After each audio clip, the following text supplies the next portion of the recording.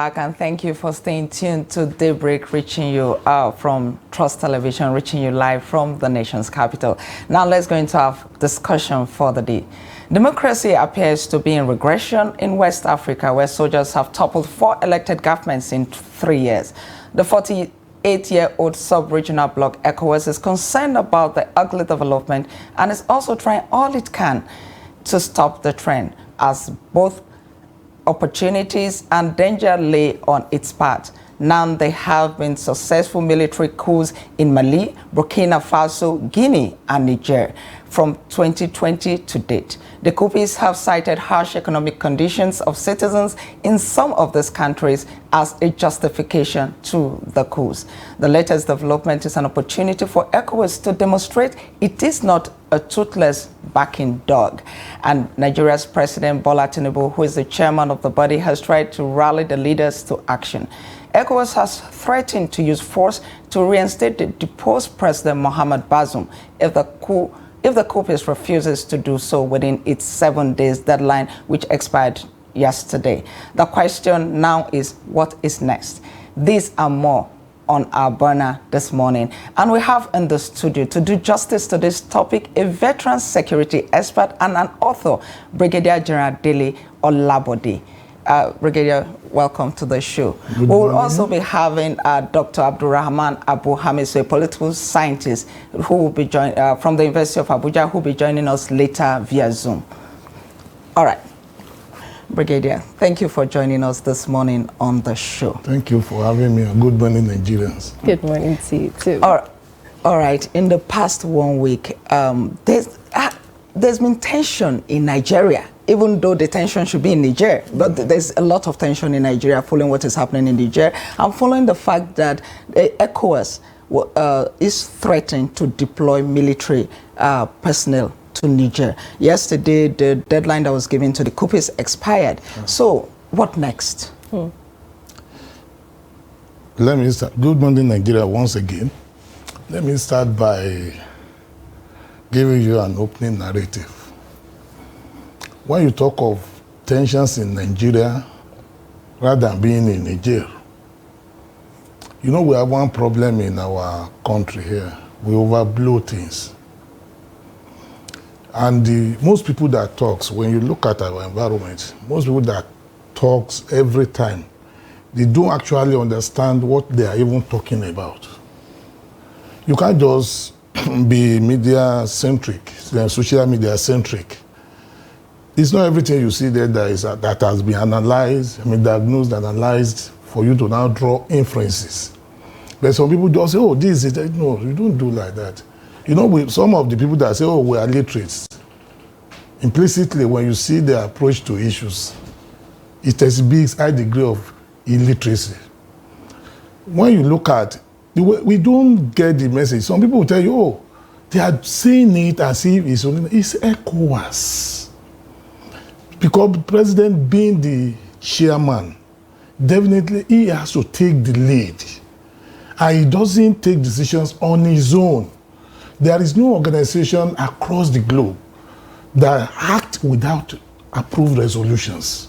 And the resolutions will be in line not only with ECOWAS or AU or the UN, the global body.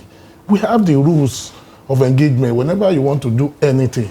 But in a situation whereby people just jump at it, some people that if you make them to know, their belief is that it's a war between Nigeria and Niger, but which is not.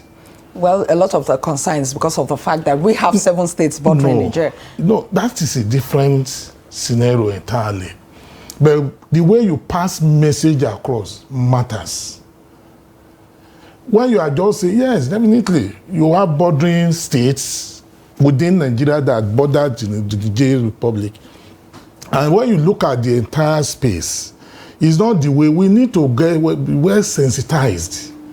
And when you look at our places here, people talk at times before they think. And that's why we see us having complicated issues where there should be no issue at all. Like this issue you are talking about now, yes, ECOWAS, we have 15 countries. Maybe in ECOWAS, Nigeria is one of them. And when you look at majority, of these 15, they have 8 francophone, then 7 Anglophone. So when you look at the whole space, it's not you start from a larger perspective. You now start drawing it down based on serious critical thinking to the smaller one before you now domesticate whatever is happening anywhere in the world. When you look at this coup of a thing we are talking about, since 2000, they have had over 40 coups across Africa. 20 of the coups happened in West Africa. Then when you look at coup, why is it coming up? We say we have democratized. Are we actually practicing the real democracy? But when you look across, most of where these problems are coming up, or some are going to emerge, if not well managed, they are products of liberal democracies. Because they have constitutions. They said maybe some Nigeria now we have 4 years term per one, but you are entitled to have second term. Then in most other countries in West Africa, you see they are maybe likely 5 years, and it's of 2 terms too. When you now look at a situation whereby somebody has spent his first term, now got elected for second term, and when you look at where problem normally emerges from, the man who is on his last term will now be seeking avenue to amend the constitution for him to go on 3rd term. Let me tell you, when you look, when you have these symptoms, we are just tackling the symptoms. You have not even actually worked on the causative agents. What's leading to all these things? Let me tell you, you are talking of the coups in Niger. They say there is no smoke without fire. When things are not well structured, and some of these democracy we are talking about in Africa, you see them, they are in defiance of the constitution. That's why somebody will just come, okay, for him to go for third time. You have spent 2 terms. It's orderliness that makes things to please to reign. So if you have allowed things to go, you will not create room for some people. Some of the oppositions will now use, because of the strength you are pulling now, they could use these people as accessories to embarrass you. But the thing is this, yes, it's a good thing you're talking about what could have caused it. But the immediate problem on our hands now is that a coup has occurred. How do we go about it in such a way that even Nigeria does not become a victim of this coup? You know, that's why I told you, you build something on something. If I have not brought up the opening narrative, whatever I'm going to tell you will be standing aloof without having any fundamental reinforcement to the ground. The problem is now on ground. What do? You have to extrapolate from the details of the opening narrative I've already done. Like when you look at the president of Liberia, he said, even within democracy, they have coupists. That's George Weah. The coupists, in the sense that I've just brought up as my opening narrative. That's why I say there is no way I could start without leveraging that. So let us look inward. This is the 4th one now in Niger and all Anglophone. Where you look at the births, then why is it so? As you are now trying to resolve the coup issue, don't leave out why it's the source, why this thing is coming like that. Don't leave it out. Because the moment you leave, it's like you are trying to operate in isolation. And this thing is diplomacy. You use diplomatic approach.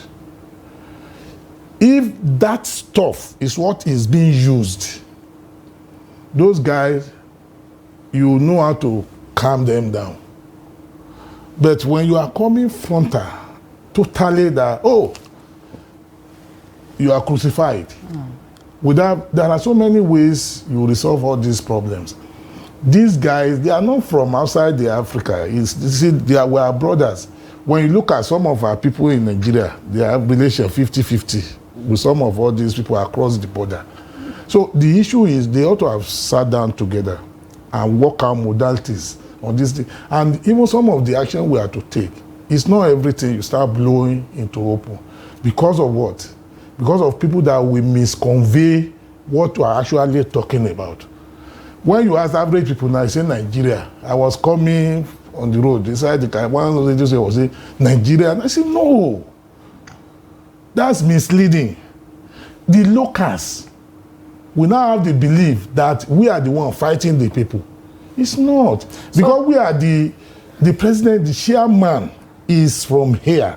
And when you look at the chief of defense staff in the West Africa sub-region, the leader of the group is our own CDS here. Don't you think that this is coming because a lot of people are concerned about how this will affect Nigeria negatively? This is like standing up for your country at the moment. No, yes, now we are going there. You know, we need to build up so that when we are sensitizing the public.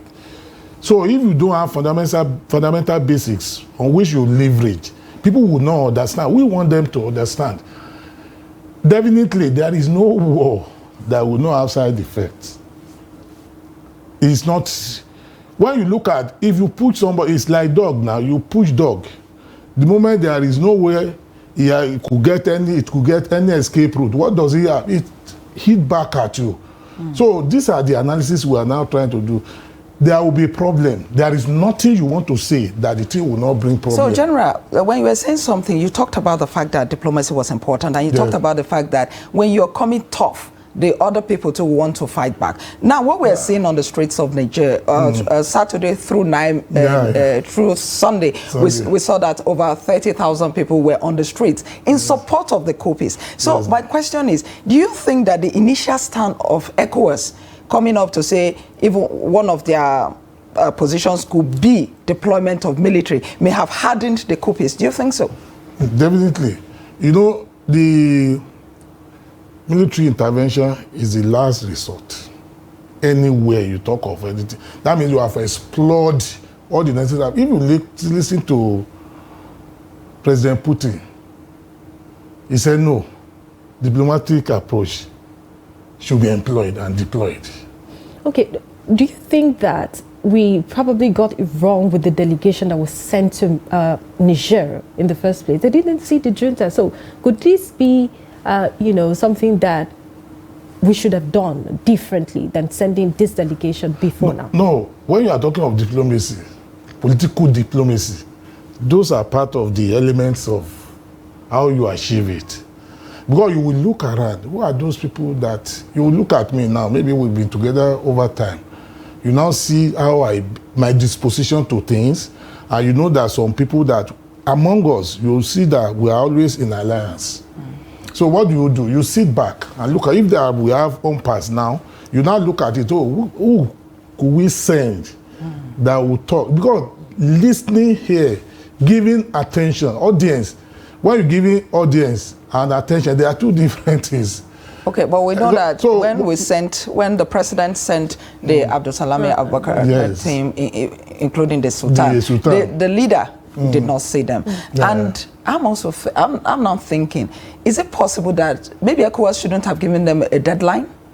Is that part of the reason why these people are adamant they don't want to talk? Is that why? Let me tell you one thing.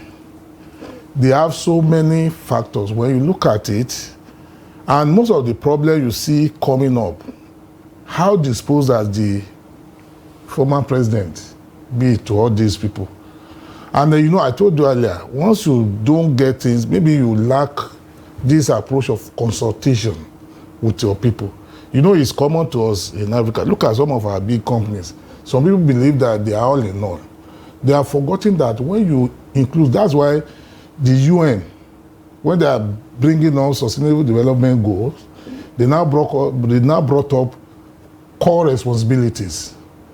And when you look at the core responsibilities, superimpose it on the disposition of our leaders, you and I will know that we are now conforming to the provisions of the core responsibilities. Because the first one was that they said good leadership to prevent and end conflict. All right, General, just hold your thought there. Let's bring in our guest who is on Zoom. Dr. Hamisu, good morning. Oh, good morning. Doctor, I'm sure you've been following the conversation in the studio. As you know, the ultimatum that was given to the coupists has expired. How do you think, in your view, ECOWAS should proceed from here? Well, let me say this, that the procedure that ECOWAS has adopted will boomerang on the face of ECOWAS members, because we're talking about a country, not just a local government, not just a ward. We're talking about a country that has a population that has a standing army. And we're talking about a country that the standing army had already taken power. And this standing army is the coercive apparatus of the state. So the weapons for making war and the personnel for making war are the same machinery that are taking over power. And then you're getting a foreign nation that is sovereign in all elements of sovereignty. So the very approach that was adopted by ECOWAS was more or less like threatening the junta. And when you have threat, the rest assured that the other person will respond in like a manner, because peace begets peace, violence begets violence, threat begets threat. And that is why the junta has remained adamant to see what ECOWAS can do. And unfortunately for ECOWAS, they were in it. There was no consultation. They did not even put into perspective historical reality. And if you look at the trend now, the juntas in Guinea, the juntas in Burkina Faso and Mali are now saying that they are in support. And wherever you have issues that are involving Francophone and Anglophone countries, the natural tendency is for the Francophone countries to gravitate towards one another. And this really explains the solidarity they are getting. Now, what is coming out clearly is the international dynamic that has been thrown into the whole mix. Now, you saw that they are canceling whatever agreement that is existing between Niger and France. And now, the disposition is towards Russia. So we could say that we are back to Cold War era, arising from the war in Ukraine, where the NATO members are trying to dominate the world, and then countries like Russia, China, and other BRIC countries are fighting back. Now, the dynamics are just quite alarming. And instead of ECOWAS to sit back, analyze the dynamics, make consultation, take our historical realities and perspectives to bear on all of this, the preparedness of our army, whether our army are battle fatigued, because in the last 14 years or so, we'll be fighting an intractable insurgency that has demoralized the military. Now, add to that the issue of corruption in the military as we witnessed in the past. All of this must be put into consideration before you start threatening a sovereign nation that is doing its own thing. Whatever they are doing may likely have no effect on us, directly or indirectly. And then simply because we want democracy. The question we should ask ourselves is, what kind of democracy do we want in Africa? Is it democracy without responsibility? Is it a democracy that does not cater for the welfare of the people? Democracy that has impoverished the people? Even in Nigeria, to me, the president ought to concern himself more with the likelihood that this very particular coup that is sweeping across Africa may likely happen in Nigeria, with the removal of subsidy, with the suffering the people are undergoing, with the complaints everywhere. And this is what I expect the president to do, to say, okay, our neighbor's house is on fire and we are sharing the same fence. How do we ensure that the fire does not cross over into Nigeria? And then as a leader, he's supposed to moderate the forces of violence and threat. Because what happened is that majority of the people in ECOWAS are practicing democracy without a responsibility that not even take into account the welfare of the people. So they were in a panic mode. And because they're in panic mode, they thought that by issuing threats, that will stop the junta from going ahead with what they want to do. Now, the danger we are not seeing is the support of the people of Niger to the junta, as well as the anti-war movement that is beginning to spring up in Nigeria. The general alluded to it.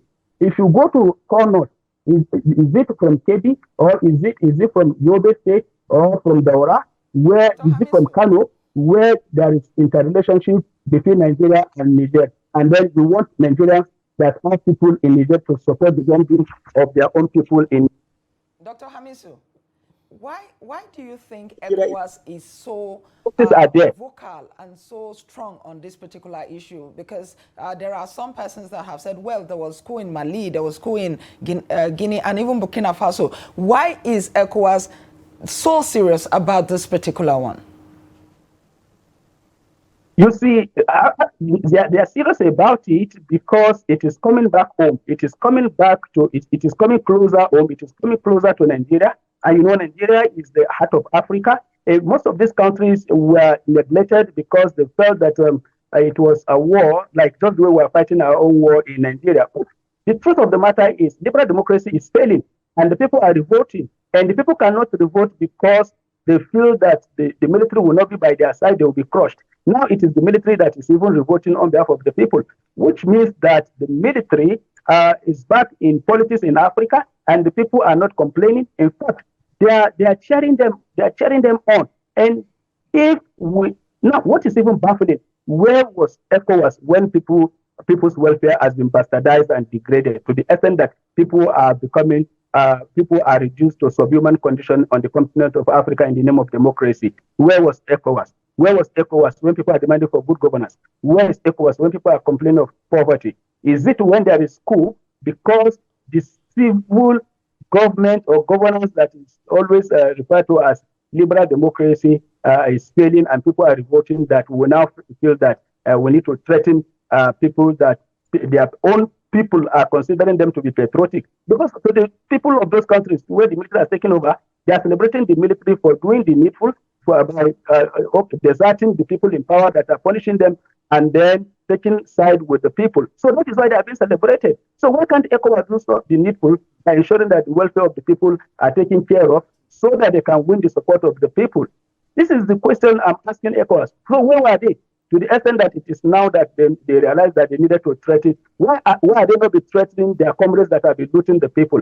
Look at the almost stealing that has been going on in Africa. The resources are in Africa, but poverty is in Africa. So what did ECOWAS do to ensure that the people enjoy the wealth of their nation, to the extent that they are now threatening these juntas? So why the problem lies is that the people are with the coupists, and there is nothing anybody can do about that. So if you want to fight the coupists, you are fighting the reserve army of the people, the unemployed, the cheated, the so-called popularized Africa. So ECOWAS need to be very careful. ECOWAS is not even in a position to threaten anybody.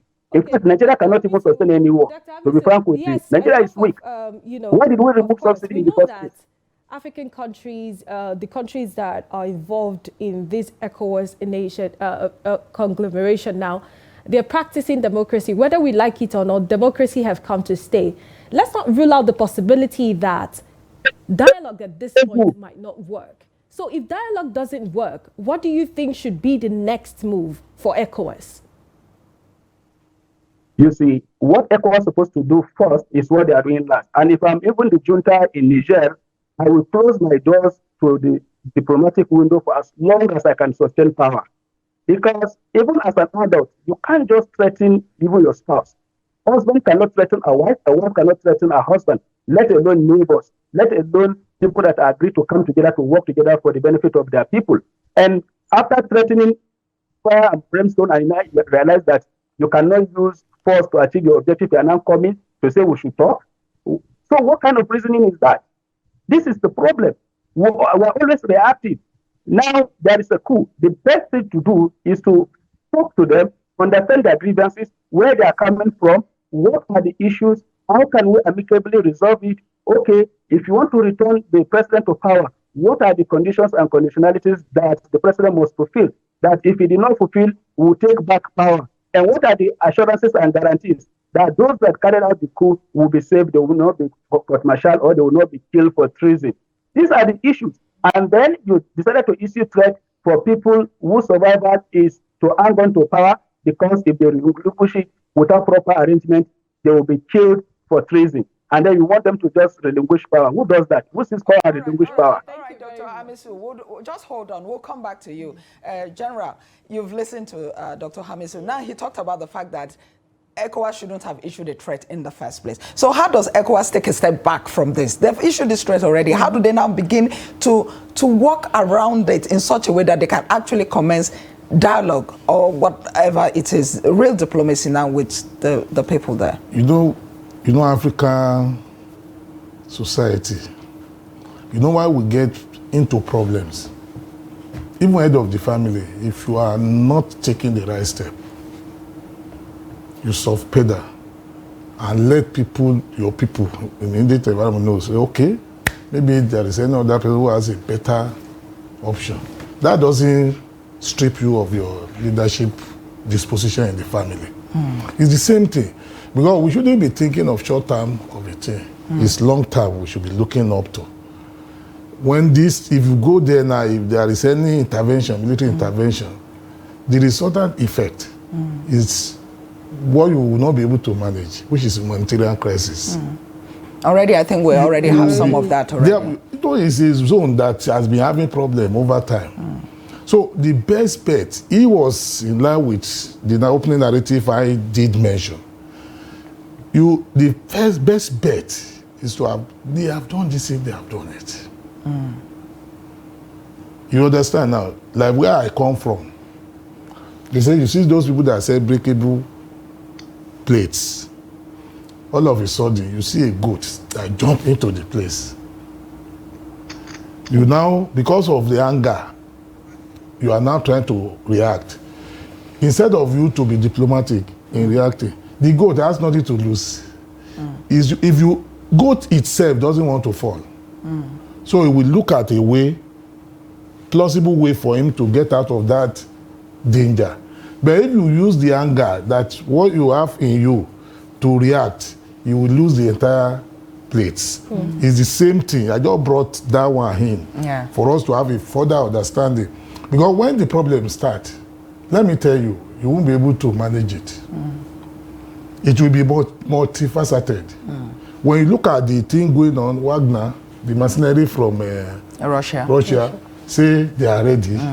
And then when you look at when you are able to read in between the line, the people that are now saying no, they must actually get those guys out so that they restore the other, they are the West. Yes, there's an allegation that the ECOWAS is pandering to the demands of the West. But when you look at it now, the East, look at what is going on around the globe.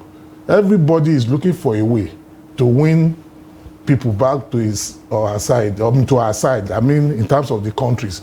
There's a scramble for Africa, actually. So they just finished summit in Russia. You see all those things is there. But based on my own research and other things, the president of Russia said no, that diplomacy is what should be deployed, political diplomacy. That was what Putin said. Then Wagner said no, they are ready. And also, when you look at the other people, Mali, Burkina, they now know we are now on they now target their colonial master, the France. They look at Niger, they are saying that, oh, we have uranium.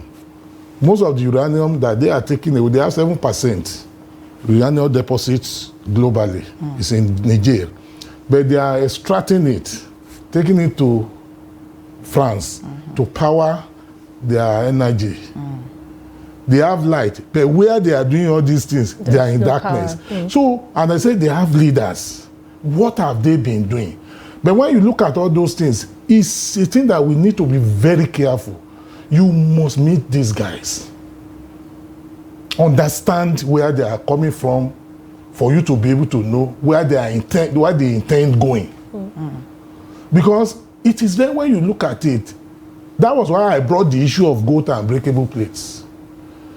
Because they can decide to cause trouble. When the problem comes, the stigma will be on ECOWAS. They say they didn't manage it very well. The other people, US and other people that are saying, oh, go ahead. It's not. They should not use things that way. Because when the problem is going to domicile with us here. The ideal thing is to meet these guys. Tell them, forget about issuing a deadline or anything. No. You say 2 weeks. Then this and that. There should be synergy. At that point, when you are bringing all those things, when you now use sectional, regions or regional approaches, and they should have harmonized it so that they will speak with one voice. 1 week gone now, the guy they are not moved. The 2 weeks too will go. They will not be moved. Bring them on board. Okay, now we see that the influence of these Western countries is now having effect in not just Niger, but some of the African countries, because you cannot really divert some of the coups that had happened from the influence of the Western countries now. And that is evident when Bazoum, the president of Niger, actually came for the launch of the Dangote refinery, where he said it is very, very important that they continue to align with using the Niger, they diverge from France and start using the Nigerian Naira. Do you think that this has been brewing for some time before it actually took this step, before the coup? Let me tell you one thing. When you talk of the Western powers, to me personally, it's not that they love you. It is supposed to be, when they are having anything to do with you, it's supposed to have been a collective responsibility. And the question that is supposed to be in your mind, as the people at the receiving end, let me so to say Africa now, is what is in need for us. Not what is in need for me has been handled, has been disposed to by our leaders. The moment they have a condition that suits their individual purposes, they take unilateral decision that ought to have been collective in nature to the benefit of everybody.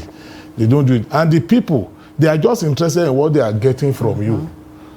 The moment, no, globally, just diagnose and see. Where this is the approach, where is this work? It doesn't work. General, it will continue to create problem. General, do you think that it's because the coupists feel that, okay, the US, the UK, and France, they are with ECOWAS, behind ECOWAS, that is why they are also seeking support from the Wagner group? No, you know when the threat is coming, the only area they could get support is those people. You know, it's a political issue, space, global space. It's a political arena. So when you now look at, oh, this person we could give me this. Oh, they know that I'm tiny. I don't have strength. My enemy, the enemy of my enemy is my enemy. So at the end of the day, the thing will result in maybe fighting by proxy. Yeah, because there are some people that have expressed fears that Niger may become the battleground between the East and the West. No, but because that is what it appears to be. No, when I did my analysis, some people's interests, they they just finish. If you listen to what happened in Petersburg, this Russia meeting, Africa summit, and you have been, so many videos has been trending. When they say Africa is a graveyard, Putin. When you look at, you marrow them into the entire space, you will know that whenever I want to take the decision, we should waste so that you don't create problem. And look at Libya. Look at all these things. And some of all these things are still in the mind because what happened in Libya further threatened the peace of the Sahel region. All right, Dr. Hamisu, if you're still there, already we have Nigerians who are already suffering from this. Because, for instance, we had a story in the Daily Trust today where soldiers stationed at Malamfatori, all this while because of the Boko Haram, they get some of their basics from Boso, a town in Niger. Now they have not been able to do that because of the closure of the borders. So while we talk about diplomacy and talks ongoing, what can be done in the interim? Because Nigerians are already suffering from this. If you ask me, one of the things that are lacking in Africa in terms of management of crisis is our inability to maintain balance, to strike a balance. In as much as President Tinubu will have to drive the process because he's the chair of ECOWAS, he needed to balance that with our own internal needs. As rightly pointed out, most of the times, if there are attacks and Boko Haram flew into Niger, it is the Nigerian armies that used to go after them to flush them out. Severally, our own military did tactical maneuver into Niger, and they were protected by Nigerian army and given the safety they needed, and they were accompanied back to Nigeria. Is that what you want to compromise for a liberal democracy that is not working for the interests of the people? Whose interest are we working for? Is it the interest of France or the interest of America? First is our survival. We have a war on our hands, and the war is how to end poverty, how to ensure that Boko Haram is defeated, and we have a coalition, and this coalition is majorly, substantially composed of Francophone countries, that is Chad, Cameroon, Niger. Is it what we want to sacrifice simply because we want to please some people? What is the benefit of the chair of ECOWAS to Nigeria compared to the peace that Nigerians desire? So if, for instance, Nigerian troop cannot do a tactical maneuver into Niger, how does that really contribute to defeating Boko Haram? Or that the military cannot get their supplies from Boso, as you said, because we want to return someone to power, and the person that's supposed to be returned to power, I don't see how that has benefited us. What is of benefit to us is the cooperation among Africa that can lead to positive change, that can bring positive development, that can make us to fight poverty, insurgency, that can place us on the pedestal of development in the 21st century, and not some archaic notion of democracy that has failed, that has not delivered any good to the people of Africa. All right. Aside that, there's an issue that I've been thinking about. Nigeria cut supply of electricity to Niger, and the fact that Nigeria gives Niger electricity was based on an agreement so that Niger would not dam its end of the River Niger. Because if it had done that, it would have made nonsense of the Kainji Dam and the Shiroro Dam. So if there's that kind of agreement, under this kind of situation, what does it mean for Nigeria to cut electricity to them, considering that it was based on an agreement, Doctor? It is wrong, and it is wrong. What we've just told the people of Niger is to dam that very particular River Isa, that is known as River Benue in Nigeria. We only told them to dam it because we're telling them that each time there are crises, we will not obey any agreement between we and them. And we're saying that whoever is their partner, whether it is the Russians or the Chinese, they should begin the process of damming that very particular river, and it's going to dam us. That is part of the irrationality that I'm talking about. How do you cut a light to a country whose economic artery is based on the light we are supplying, or power that we are supplying them, and that we're not going to add? So what are we really doing? What do we really want? This is the question we should be asking ourselves. Simply because we want to restore democracy? Democracy for whom? Is it for the interest of the people of Nigeria or for the interest of the people of Nigeria?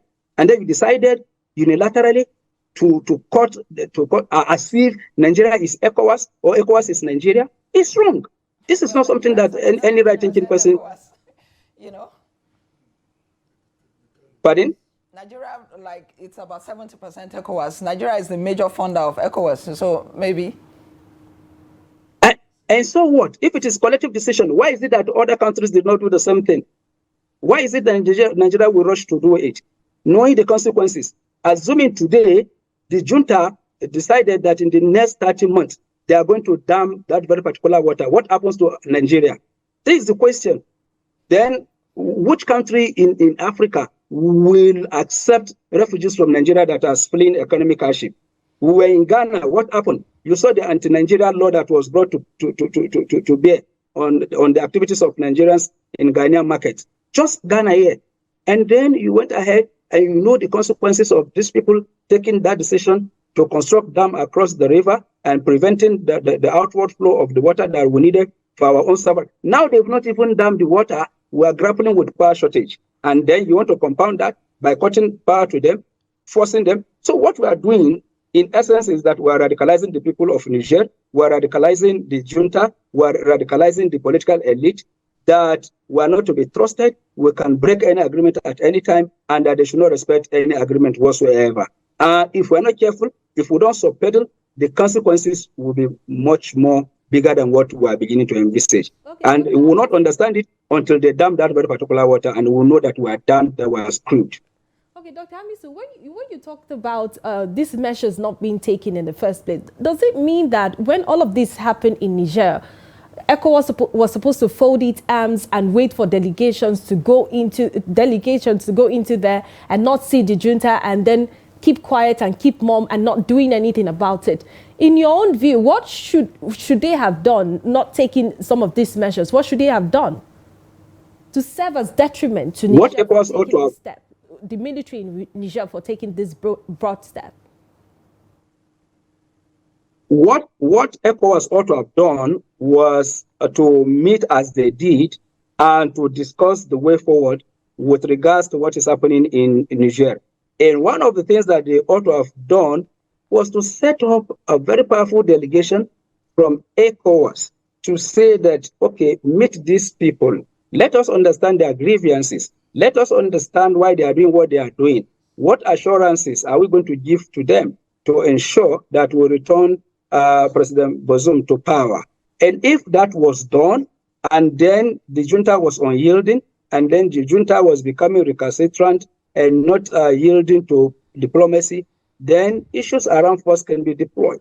But again, not when it has taken a global dimension where you have ECOWAS in between American-led coalition with France on one hand, and then you have the Russia-led coalition on the other hand. And then from what is happening with the threat that has been issued, we just push Niger into the arms of the Russians because they realize that if they remain, no country can protect them. Even the big brother Africa, Nigeria, that's supposed to protect them by shielding them, by ensuring that they are not punished, and then they will relinquish power, is the same brother Africa that is threatening them. So we just push. So most of the things that we do, we only compound problems because we don't sit back to do situational analysis and to look at the best options forward that would add value to what we are doing. We just react, and when we are reacting, we instantly react by issuing threat. And that is what is happening, even in governance in Nigeria, even when we're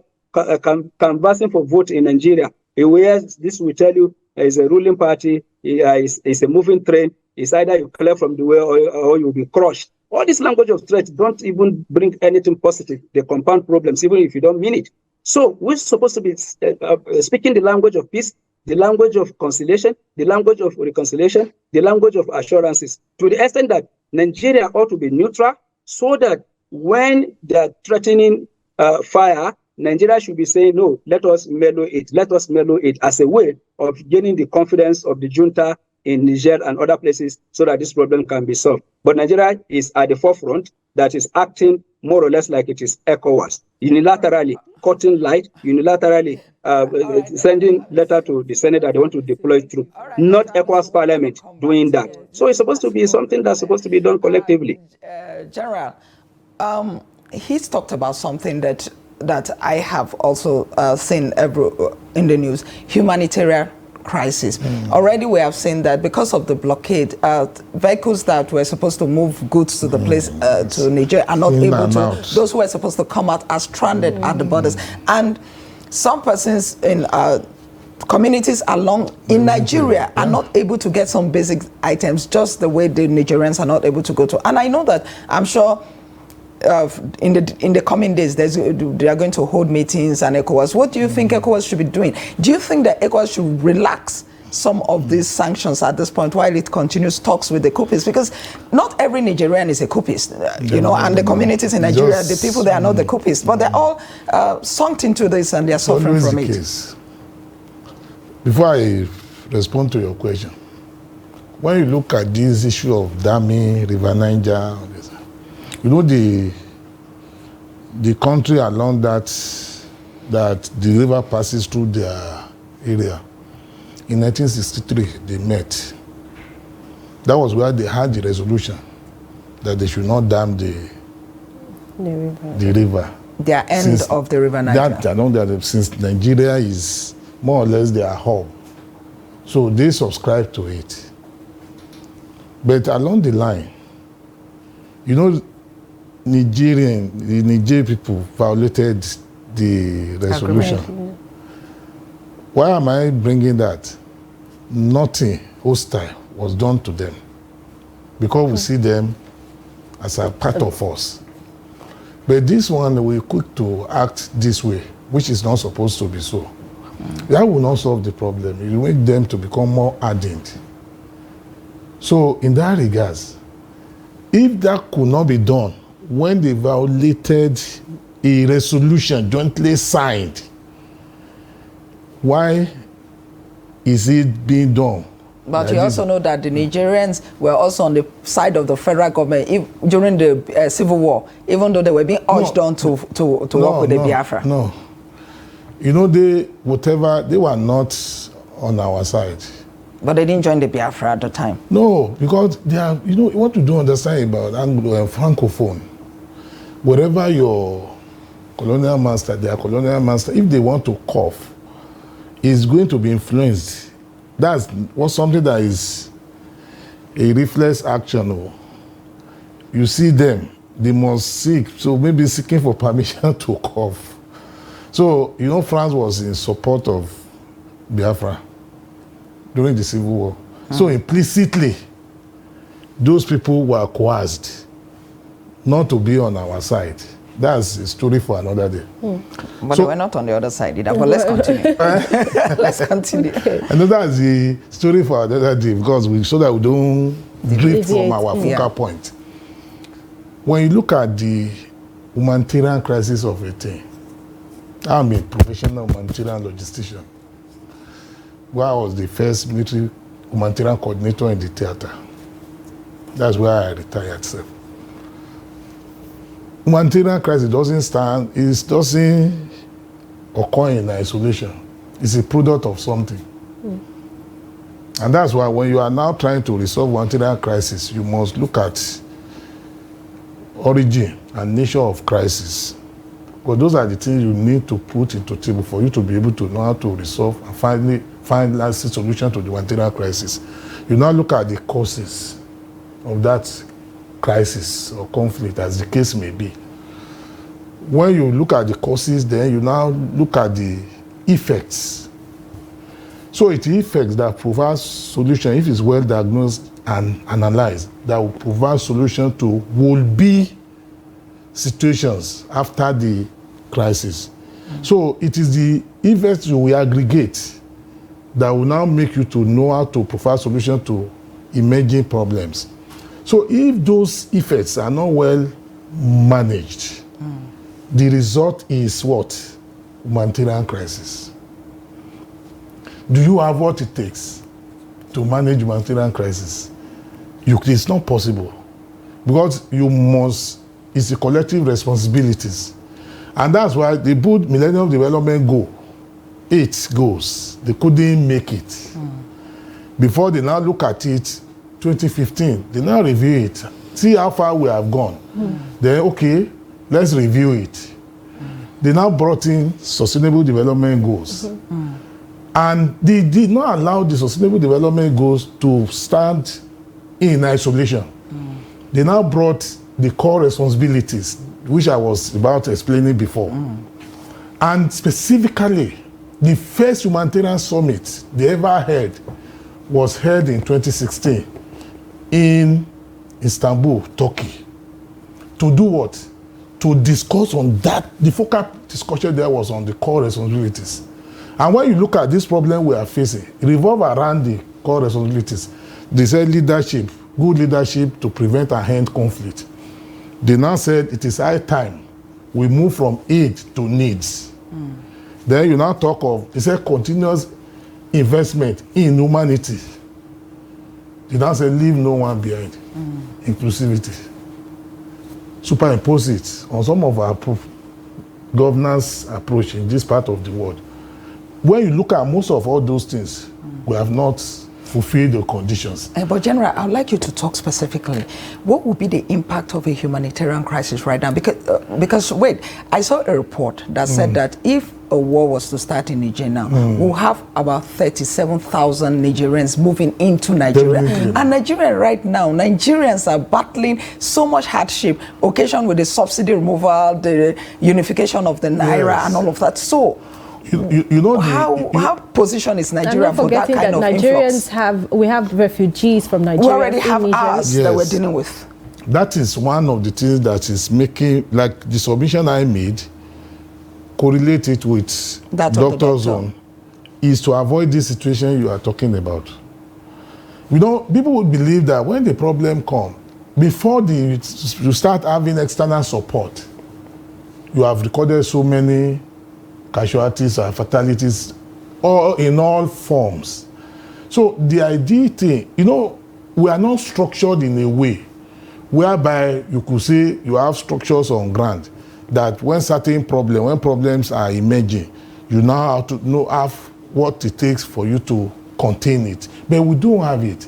Even the most wealthiest country in the world doesn't have it. Because when the thing becomes overwhelming, because you mind you, it's not the only problem that will be coming there.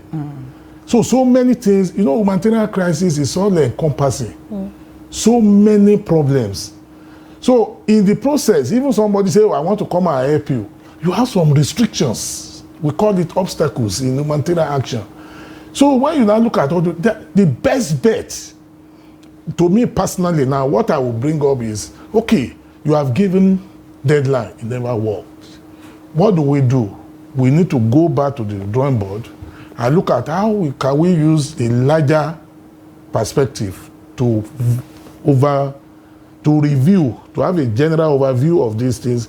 And if they want to now meet, they should work out a modalities whereby, okay, let's maybe at AU level now. Oh, we are now coming to Niger so that there will be no issue of this thing. Then they could be brought together. Powerful delegation, like Dr. rightly said. Then, let me tell you, when you do your underground work, you know where those guys' interest lies. And by the time you are now seeking for this enhanced approach now, you will bring them to neutral ground. So that whereby you have mediators that are neutral. Then the guys will be free to say what their grievances are.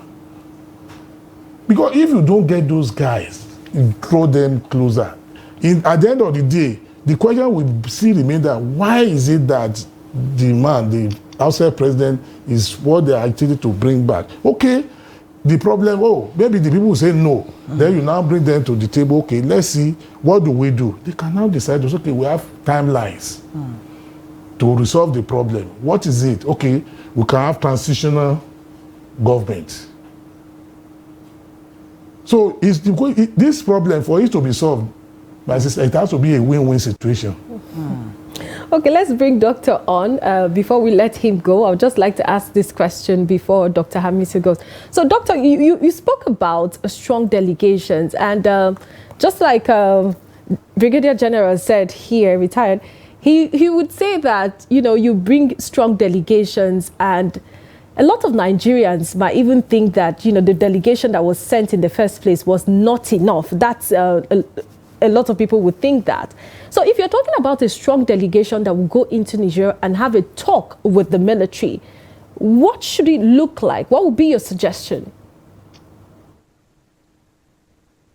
I see the delegation that was sent to Niger as a Nigerian delegation. I didn't see it as ECOWAS delegation, because there was never a time ECOWAS sat to agree among themselves to say that they are going to engage the junta and a delegation should be sent to that very purpose. Also, we're talking about ECOWAS delegation, because ECOWAS is a larger umbrella body that issued that threat. The same ECOWAS as the larger umbrella body should have the humility to say, we proceeded in error, we did not analyze the situation very well, we were hasty, and we mean business now. And you try to convince these guys to say that, let us talk.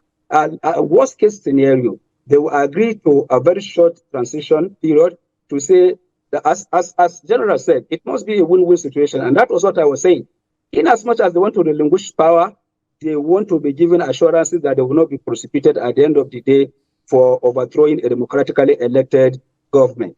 So they want to save their skin in the first place. They want to preserve their peace. And so if you are now saying that they should relinquish power or you're going to attack their country, they will prefer to die in the battle rather than to relinquish power and face humiliation. This is always the case when power is seized anywhere in the world. And that is why I was saying that if and only if ECOWAS wanted diplomacy, ECOWAS would have constituted, even if it is a 5-member state committee, to say that the president of Nigeria, the president or its representative,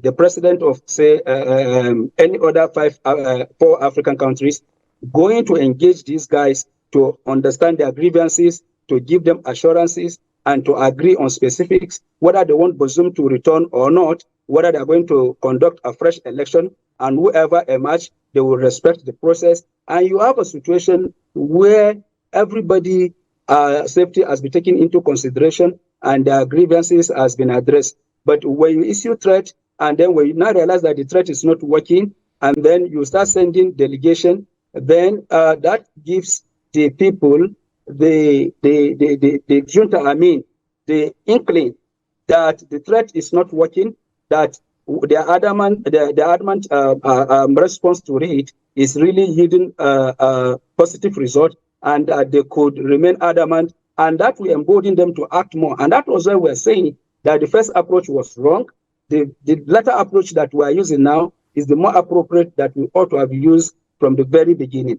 And who knows, if we've done that by now, we would have been able to achieve a lot, in the sense that they will be talking about how to organize the talks and to agree on specifics and how to go about it. So this is why I'm saying that we need a powerful delegation. By powerful delegation, I mean delegation that are coming from member states, not from Nigeria as just a member of ECOWAS. All right. Thank you very much for your thoughts this morning, Dr. Abdurrahman Abu Hamisu. He is a political scientist from the University of Abuja. Thank you so much for joining us. We hope to have you on the show some other time. Thank you for having me. All right, General, he's talked about a need for an ECOWAS hybrid delegation and all of that. But then, well, ECOWAS started by issuing a threat. How about the issue of trust? Do you see the coupists trusting whatever delegation is sent to be able to say, okay, fine, we're ready for talks, we want to go in and talk with you? Do you see that happening? Yes. You know, your approach matters to issues. Sometimes you could get carried away, which is understood as a human being. And now if you now retraced your step, and you are now the tone. You know, like my place, they used to say, sorry, as male and female. No. I'm sorry. I'm sorry. They don't spell the same things. So when they are now coming loaded, when I say hybrid, it's not that you say, well, oh, the President alone went there. There's a diplomatic push on behalf of the chairman. That's where we should be, how we should be looking at this chairman. So that when you now say on behalf of President Tinubu, you are domesticating it. You're making it Nigerian. Nigerian. So he went there. Then what? So what I was expecting after that Talon met, maybe one-on-one, it doesn't yield the desired result. They would have constituted a powerful delegation, as we have been saying. So hybrid. I said I made it hybrid because both Anglophone, Francophone. So they will go there. And they must sit down. You know, when you are approaching this type of issues, you have people that are professional strategists. They are strategic communicator. So you employ them. Those that knows how to do analysis, read in between the line and draw inferences, analyze it and give you results. They should. It's not that unless you are a member of God. No, you don't solve problems like this that way. So when you have a robust delegation to the place, let me tell you, the guys are not foolish people. They have to give them a listening ear. Let them make their submission.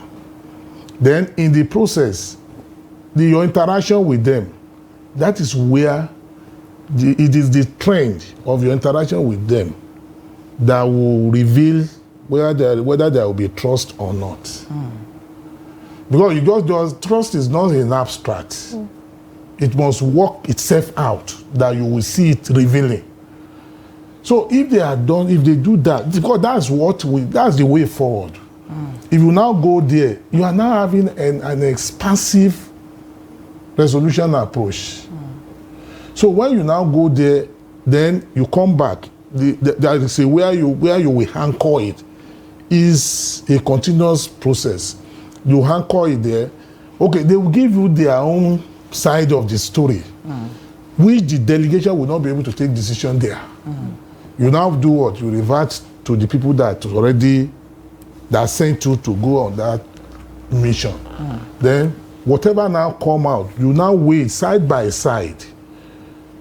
By the time you put it side by side, you see the problem, the resolution, the trace to resolution now will start revealing itself there. Because you have consulted expansively with them. They will tell you. But when you now say, oh, you this and that, that's why the people will now look at it. No matter what, they will not go. Like Doctor said, one of the critical areas is that, okay, even though we said that we agree today, what becomes of us? You could see Africa, sometimes they say a thing here, they act differently.